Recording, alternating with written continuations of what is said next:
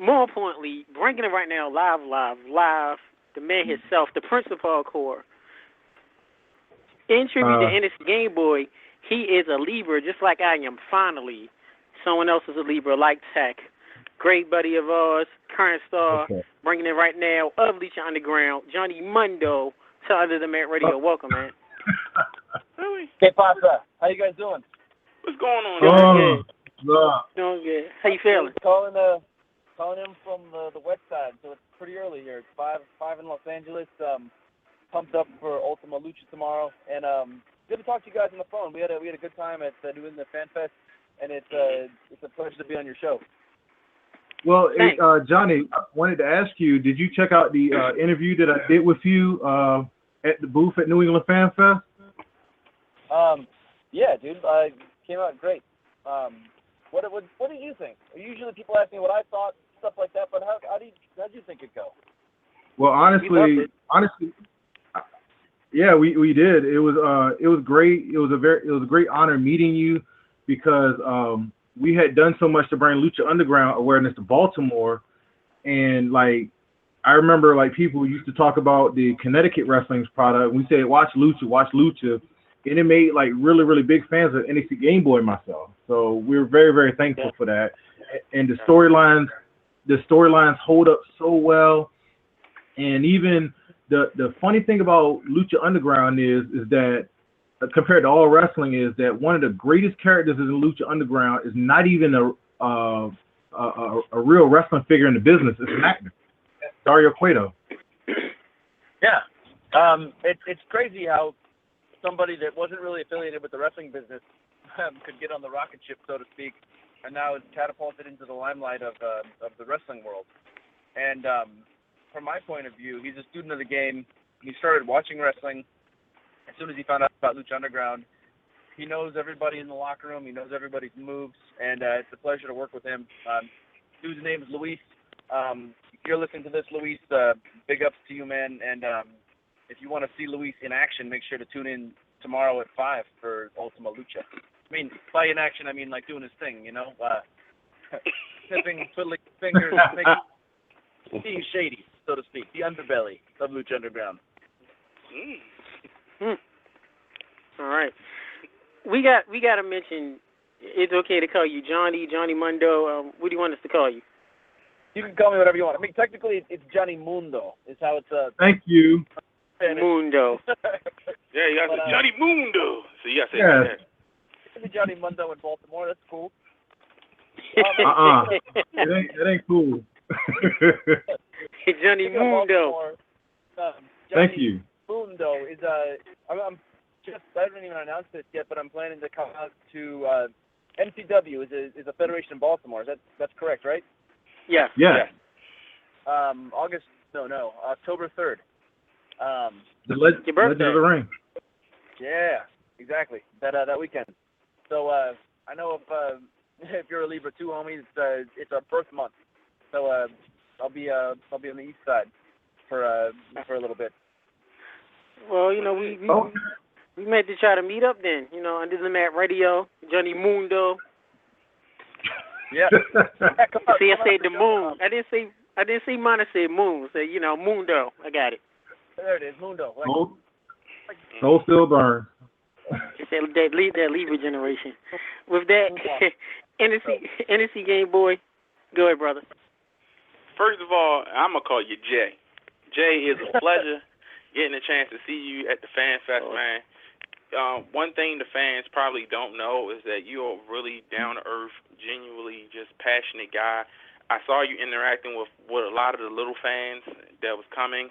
And one thing that really caught my eye was that you made sure that you talked to every fan that came to your table. You made sure that you gave them their time. If they want to take pictures, they wanted autographs. And, you know, a person that's been in the business as long as you have, a lot of these new stars really don't take the time out and have the opportunity, especially if they still on television, they still making money out the business, to take their time out with the fans. And it really made me feel real good to know that, you know, there's still a couple good guys out there. Which leads me to my question. How has the transformation been so far with your career, now knowing that you're approaching almost legendary status because you've been doing the business for so long and been on television for so long?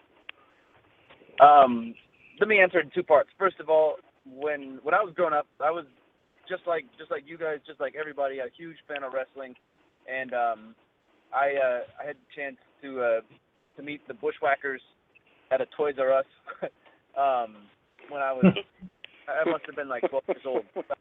They were both really nice to me, and I had a chance to meet a couple professional hockey players that played for the Kings. Marty McSorley was my hero. He was my favorite player in the Kings. I mean, everybody loved Gretzky, but Marty McSorley was the heater, to put it in wrestling terms, the enforcer. And I met him at the Slap Shop in Inglewood when I was a kid, and he was really nice to me. Christian, I saw at the gym when I was in college, and from what I know now, I must have been an annoying little turd. I came up to him and started asking him about the wrestling business, and he was at the gym trying to get his workout done, but he still took time to tell me about the business, tell me, like, do gymnastics, keep doing what I'm doing, and find a wrestling school if I was serious, and I did. And, I mean, all those experiences meant a lot to me, so being able to take time, answer questions for fans, like, give a little bit back is infinitely priceless.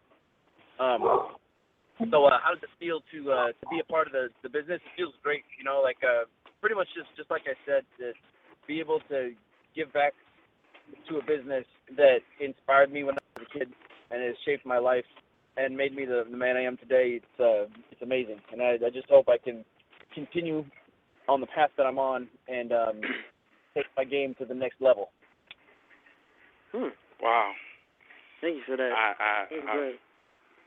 I can't say it any better, man. Thank you for that story, and once again, thank you for taking your time out to the fans. Because one of the little kids came to me and was asking me like, I got Johnny Mundo's autograph, and I was like, yeah, that's great. Like, I'm happy for you. You know, he had tears in his eyes and stuff, and I'm like, wow, you know what? Yeah. We haven't reached that level, but it's just good to see that because I'm not gonna call any names out. I don't do no snitching. But I can call no names Can't out, do that. but, Can't do that here in Baltimore. I'm from the streets. I don't do that. But I have seen some stars, man, that blown fans off, especially kids, which I was surprised. They like, nah, I don't got time. I'm like, really, man? You're like, come on. Now. You know. Like, can I get your autograph now? No. Like, they be like, but Jay, you a good dude, man, real good, man. The boy was pleased. You know what I'm saying? He was little 4-year-old kid. I appreciate that, and that's you know, that's. It's like I said before. It's great to be able to give back to a business that gives so much to so many people. So let's. What are you guys thinking about Ultima Lucha? Have you guys seen the card lineup for the show tomorrow? What? Yes. You already know. I think Shin is marked out. No. Hold on. NSC Gameboy and I are marking out. My bad, homie. My bad. I ain't stepping on your toes. Do your thing. We watch Lucha because I'm gonna say this. I'm gonna say this on the record. All right, NSC Gameboy and I are big fans of Lucha Underground. Now, here's the thing about and also Tech. But the thing is that a lot of people have come to us and said on Facebook and Twitter and sometimes Instagram. Even a grumpy guy that I know in PA, he says that Lucha Underground is one of the best promotions out there, and I have to stop him and say, like, it's a show. It's a TV show promoting Mexican wrestling and culture and everything of that nature, and they just look at me like I'm crazy. Like, am I wrong? Like, Lucha Underground is not a promotion. It's a show, right? I would say it's both. It's a promotion and a show, but it's more of a show than a promotion. But in that, like, everything you see on TV is a show on some level. But one of the big differences is Lucha Underground puts the TV show before the traveling wrestling shows, which is backwards from how a lot of other promotions have run. I think that it's a refreshing approach, and that's why it looks different. It looks different because they're thinking about what they're going to fill their hour of time with. And if you think about, like, how busy everybody is, I mean, you guys called me like an hour ago, and I've like been working on something. I just stepped out to do this interview, but I've been like busy all day, and you guys are working on stuff. Well, everyone's working on stuff. And what I think is cool about Lucha is an hour, and it's a fresh hour, and it's packed with good content. And sometimes if you have a longer show, if you got a 3-hour Raw or even a 2-hour show, your content is more spread out, and it feels like, man, like I don't got 3 hours on Monday to watch wrestling. I wish I did. And that's what I think. Lucha is respectful of the fans' time, and it makes sure that when you're watching Lucha Underground, you know you're going to watch high-quality matches and high-quality backstage segments. So that's why I think putting the show first has done for Lucha Underground, and the kind of response that it's been getting from fans is different than other promotions because of that. Oh, okay. I do have this question. It's sort of a long-winded question, so please excuse me. On the show, over the past 2 years that we have been on air, we have had people that had wrestled for WWE, and they will work through the system and work through the system and work through the system, and next thing you know, they leave WWE, and they're like the best ever. They're feeling good, working on other stuff. They're doing it. They have this free feeling in them, and one of our friends, Krista Joseph, is also one of them, which is doing a great job on the show. Now, my assistant Ellie wanted to ask you. She couldn't call into the show, but she wanted to ask you, what made you leave WWE? Yeah, well, this is kind of a long story too. Then Oh, sorry. My first major injury with as a pro wrestler was in 2011. I had a broke vertebrae in my neck, and it was causing nerve damage, and ended up having an operation in 2011 to take some of that vertebra out and then clean up my neck, and I was out for about 4 months. It wasn't the central spinal column break, which is worse, which is what just happened to Tyson Kidd, and I mean his is really bad. It was C1 and 2. Yeah.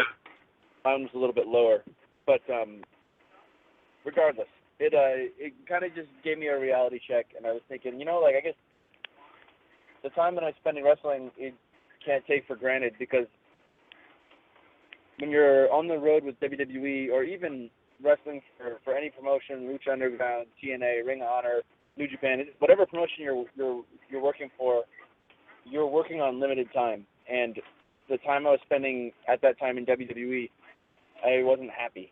I felt like I was injured all the time, like my fingers were tingly. I came back too soon. I wasn't. My mind wasn't in the game how it was when I was with Eminem, and how it was when I was just starting with ECW.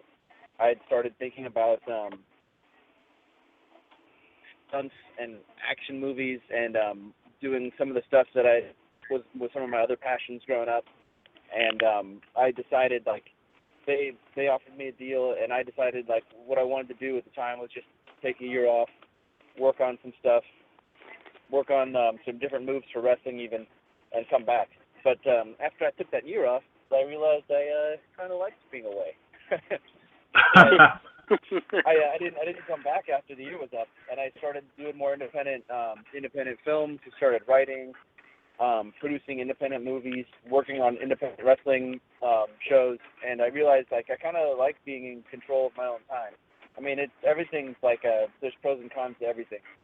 It's great to wrestle in the biggest arenas in the world in front of millions of fans globally, but if you're doing that, you're also not in charge of your own destiny. And for me, for the past few years, it's been really refreshing to feel like I can pick the projects that I do. I decide where I go. If I want to take a weekend off because my sister's getting married, I can do that. I don't have to miss family events. Like, I can live a more full life, and I've been enjoying that. And Lucha Underground plays into that schedule really well. It's in my hometown of Los Angeles. There's an off season, just like every other pro sport has an off season. The NFL, the NBA, hockey. The only sport that's year round that I know of is World Wrestling Entertainment. So that's a long-winded answer to that question. I just kind of felt like I needed a little refreshing, and I feel like I've been getting it. And there's a lot of go ahead. I'm sorry, Jay. You know the key line that you said that I don't know fans picked up on it was that every major professional sports entity has an off season, except the pro wrestling entertainment, not pro wrestling entertainment. Worldwide entertainment. Yeah, so you have to entertain. How can you entertain someone all year round and not be burned out? That's crazy. No country in the world can do that. But I think that's the misconception that this business gives people. And it really saddens me because a lot of guys don't realize until it's too late, unlike yourself, who got a chance to realize that, hey, I can do other things like this. Anything that makes you unhappy, that's unsafe. Your hands tingling, you unsure, you're hurt. Desire's gone. Right. Yeah, come on. What more signs do you need that something's just unhealthy just to be on television or to make money? So you mean that your dignity is worth being in front of the camera and your body is worth the cash? That's redundant. It's stupid. And for you to figure it out that at a young age and to save your career, I think that should be some advice to a lot of these stars who probably already in the entertainment business. And they might want to reevaluate where they at and where they should be because Lucha Underground blew my mind. It's great. And I don't want to hijack it. Y'all guys, goddamn, like y'all blew my mind. And shout out to Shin-Blade for first putting it to me. Because Shin was the very first guy who really kind of like, yo, you need to turn. I'm like, Lucha? I'm like, what the hell is a Lucha? Like, when I hear Lucha, I'm thinking Luchador. He's like, nah, Lucha Underground on El Rey Network and all that. And, I'm a big Robert Rodriguez fan anyway, and I love Quentin Tarantino movies. So I'm like, he got his own network. He like martial art movies. Yeah, I grew up martial art movies, And I seen Lucha, and I was just amazed, like, wow. It wasn't even just the wrestling. It was the presentation. And I was like, why WWE haven't gotten this? Like, this is what wrestling should have transcended to. The camera work, the wrestling, the storylines. It's authentic. It really satisfies wrestling fans. And it not only satisfies that, it satisfies people who just love good entertainment. So you're home. You're home, and you picked the right choice, and you're a smart guy, man. Not too many people would have done that, but God damn it, you definitely have made the right decision. Cause plus, it's not even Lucha's great. Doesn't have that many lights. It's no Titantron. Not really theme music. It just has that weird the little sound, which is great. Oh Lord! I mean, Lucha's great. I love it. And Lucha Underground has more matches in an hour than WWE does on Raw, and Raw's 3 hours. Yeah, and that's exactly what I was saying when I first started talking about Lucha. Instead of, if we wanted to, we could probably spread out one episode of Lucha Underground over the course of 2 hours or 3 hours, and then you would have 3 hours of content. You would be able to sell 3 hours of advertising revenue, but instead of like a hard-hitting, action-packed hour, you'd have 3 hours, and it would be slower. And it's not. That's the cool thing about Lucha is they have a vision and they've been sticking to it, and it feels really cool to hear what you guys think about it and your take on it, because I totally agree. Like having that action-packed hour and giving fans quality content is one of the most important things to me when I watch a show. And everyone watches shows and movies. I don't got 2 hours to waste on any crappy TV show or movie. Well, the one thing I gotta say about Lucha Underground is, and it also confuses me too, that in the wrestling world, Lucha Underground is one of the top-rated shows ever. I mean, WWE Raw, at least mainly Raw, has been one of the shittiest shows on earth for like 8 months now. Excuse my language. And like now like Lucha is like they're in limbo right now because this is the end of season 1. Now our buddy Eric Von Wagenen is helping out with the production and everything with El Rey Network to make sure that a season 2 comes back. And it's like, to me, that I heard through the rumor grapevine that Netflix and iTunes and maybe Amazon is working to cover costs for Lucha Underground to make a season 2. But the thing is that with El Rey Network, which is a pro and con, El Rey Network is a good network. I've seen it over families' houses and everything. But the thing I don't get is that for a great show like that, why is it not spread out to many markets where people are demanding these television and cable affiliates to bring El Rey Network to their town so they can watch Lucha Underground? I mean, the revenue would build and build and build and build to the point where Lucha Underground don't need to ask anybody for money. They make their own money, and maybe in like 5-6 years of being open, they can move around like NXT. They could go around to a town for like one weekend and film a couple episodes, and go to another town and film a couple episodes, and they would just keep rotating. So that I'm sorry, I'm talking business, but it's just something. I see it. Yeah. I see it the same way. I think, and you guys know Eric, and Eric sees it the same way. Everybody's got a big vision and big plans for Lucha Underground, and right now it's basically, I think Lucha is going through some growing pains because there's a lot of people interested and dedicated to the idea of not only season 2 of Lucha, but season 2, 3, 4, 5. And people want a piece of Lucha and figuring out exactly what season 2 is going to look like. What about season 3, where it's going to go? Netflix, Amazon, is it going to have a secondary broadcast partner and potentially air on Spike after it airs on El Rey Network on Wednesdays? That's a possibility. What about Canada? What about the UK? What about other places in Europe or Australia that don't get the El Rey Network? I mean, those are all markets that could potentially have Lucha Underground. And then once it's on TV, then like just what you were saying, touring shows and starting to tape live like Raw and SmackDown becomes a possibility. And if it's handled appropriately, I think that could happen. And the time frame could be 5 or 6 years or faster, depending on how dedicated the owners of Lucha Underground are to that concept. Well, I will say before we move on with the interview that I would hope that Spike picks it up, even though their mouths are sour after Vince Russo and Impact Wrestling that was there for about 10 years or whatever. But before we move on to callers, I want to ask you, there was a rumor going around, I think it was a fact also, that Vince Russo visited the temple and there was a lot of talk going on. Can you please tell us, in your perception or in your line of hearing, what was going on when Vince Russo was visited the temple? Were they trying to get him a job, or was he visiting, or what was it? Who knows? In my opinion, Vince Russo was visiting and shaking the trees, so to speak. I think he was looking for his website. I did an interview with him. Have you guys met Vince Russo? No. I kind of want to, but I kind of don't. My expectations for him were very low, based on everything that I heard. I'm sorry. I'm sorry. Hey, keep it 100.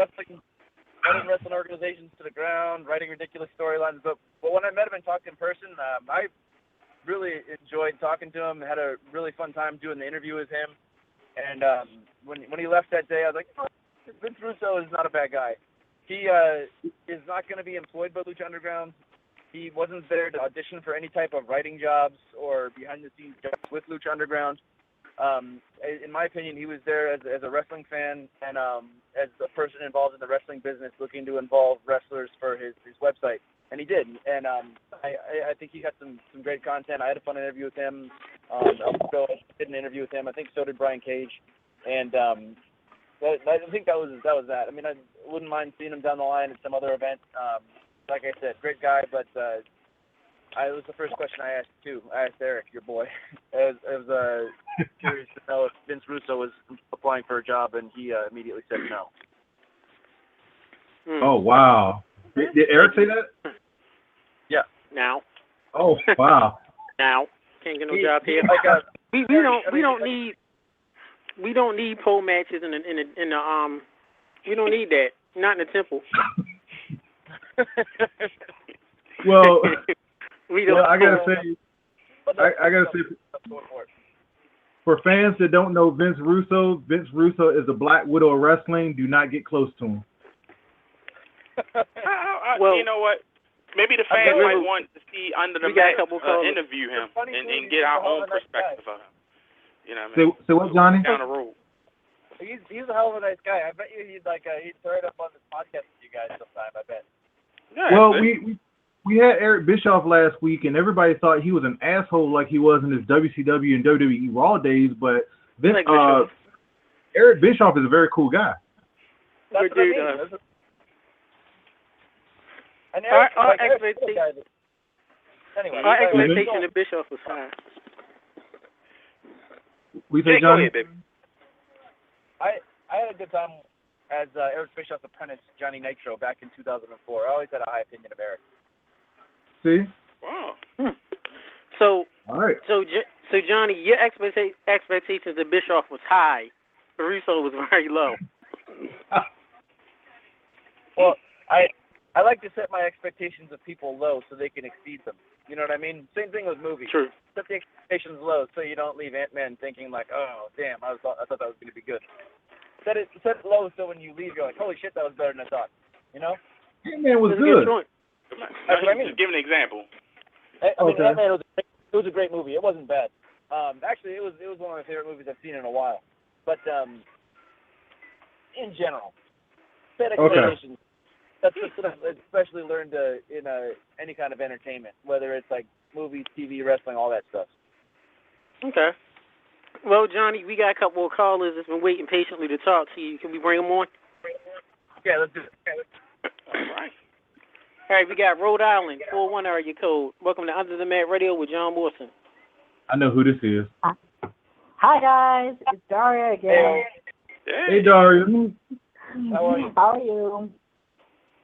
All right. Hola, señor Mundo. ¿Cómo está? Bien, bien. ¿Qué pasa? Yeah, nada más. I just wanted to first of all say thank you for taking the time at, like the guy said, at New England Fan Fest. My son is the one you kind of put on the spot, asking him who his top 3 favorite wrestlers are, and he kind of froze right there, and it was just so cute, and he really got a kick out of it. And but I wanted to ask this question again because of all the background noise in New England Fan Fest, I didn't exactly hear the answer. But you had did one of those videos of fantasy fighting. You were Casey Jones against Kick-Ass, but I think you said you were going to be doing another one of those videos. Are you going to be doing another one of those videos? Or and are you going to be doing any more acting in the near future? Thank you, Daria. Yes, thanks for the question. Thanks for calling in. Yes and yes.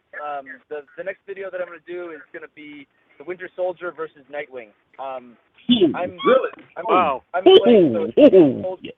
don't know when they're going to finish it and when it's going to be out. And as far as acting goes, I'm doing the Hollywood shuffle. By that I mean I'm working on finishing a movie called Boone the Bounty Hunter. Like literally right now, when I leave, I'm gonna go back and work on some of the editing. And tomorrow I'm shooting pickups. No, not tomorrow. Thursday I'm shooting pickups for a movie called Stormageddon that I shot in November, and that's a sci-fi movie. I play an android, and that's gonna be. Oh, wow. So I'm doing both. I'm doing a lot of fight videos, like stunt training, stunt choreography, which has actually been helping me expand my wrestling repertoire, and a lot of acting stuff as well. Like the Hercules movie. Yeah, like the Hercules. Yes. Daria, thank you much for calling in. Thank you. Say your son we say hi to you. I will, thank you. All right. All right, thank you, Daria. Representing Rhode Island, we got our good old buddy, bringing him in now, representing Maryland, Cheeky. Welcome to Under the Mat Radio with John Morrison.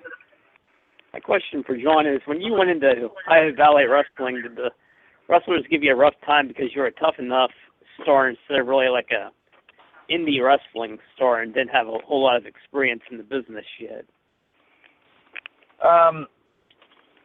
Did me and Matt Capitellis get shit from the OVW roster when we first came in?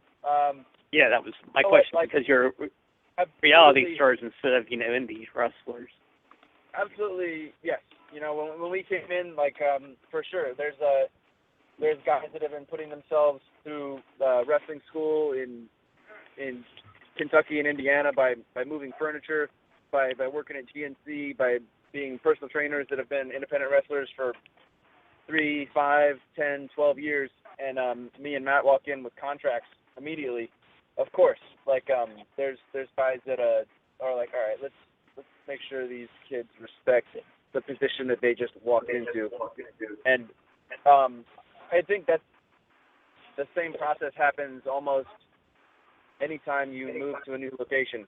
I mean, when you move up to the WWE roster, you get hazed a little bit, so to speak, and it's a good thing, I think, because you need to respect the position that you have, realize the opportunity that you got that a lot of people didn't get, and once people see that you're there, you're down to work hard, you don't have an ego, you're there to learn, people start to respect you, and then that just goes away. It's just something that you deal with. But yeah, I mean, it passed out with that a little bit. All right. Well, thank you, Cheeky. Thank you, Cheeky, for calling in. Yeah, thank you.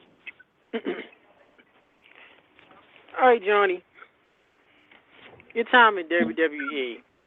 If I'm correct, when Eminem debuted on SmackDown, y'all won the WWE Tag Team titles. Am I correct? Yeah, we debuted in 2005. We came out to Carlitos Cabana in Chicago, and then we debuted in Madison Square Garden the week after, and beat Eddie Guerrero and Rey Mysterio for the tag titles. Yes. Yeah. If you don't mind, tell us about your memories of working with the great late Eddie Guerrero and that match. Dude, man, I don't even know where to start or when to stop on how it felt to work with Eddie and Ray. I mean, Eddie is like he loves the business.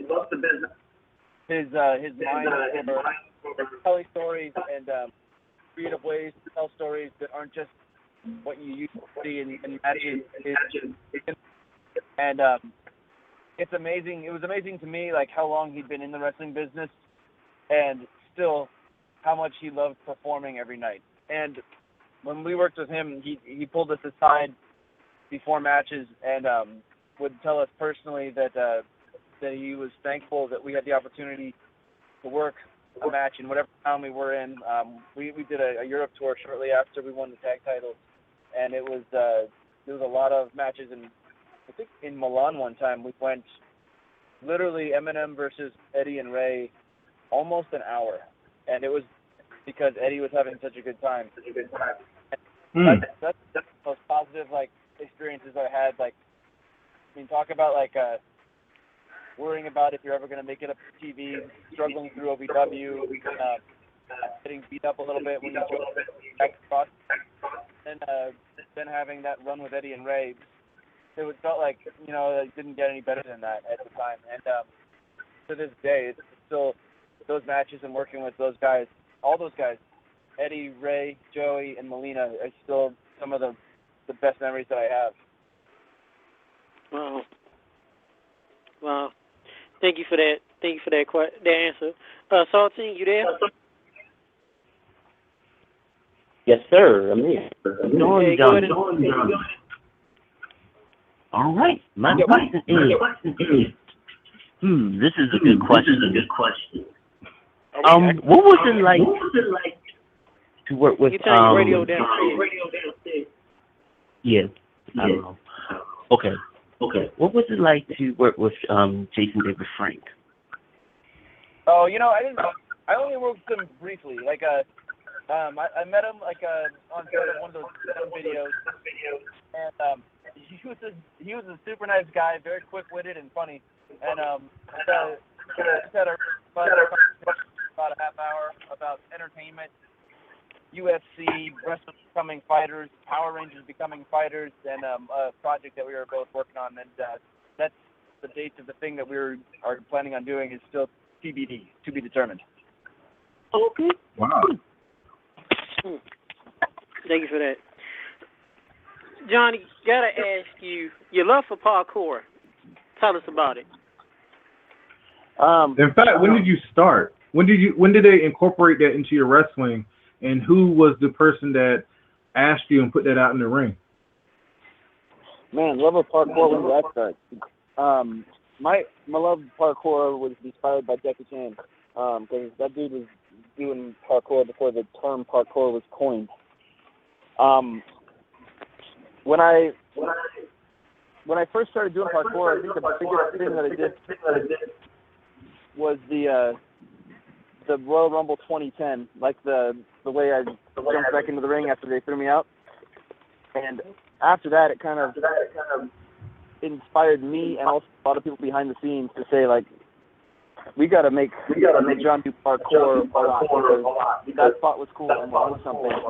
No one's really integrated parkour into wrestling before. Man, I wish I had some videos, some of the stuff that I've been working on recently. But I've been training a lot at Parkour Academy in LA, and let me just say, when season 2 of Lucha starts, I've got some new tricks to unleash.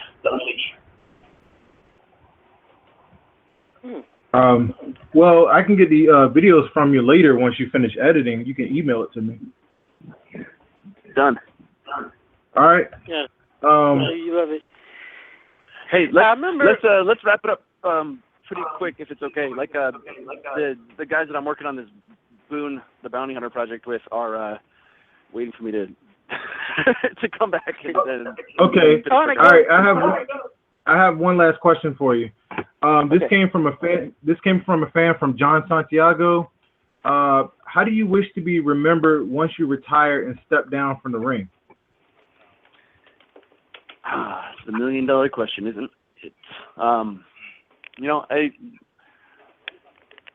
wish to be remembered by fans of pro wrestling as somebody who inspired people that saw me to reach for greatness.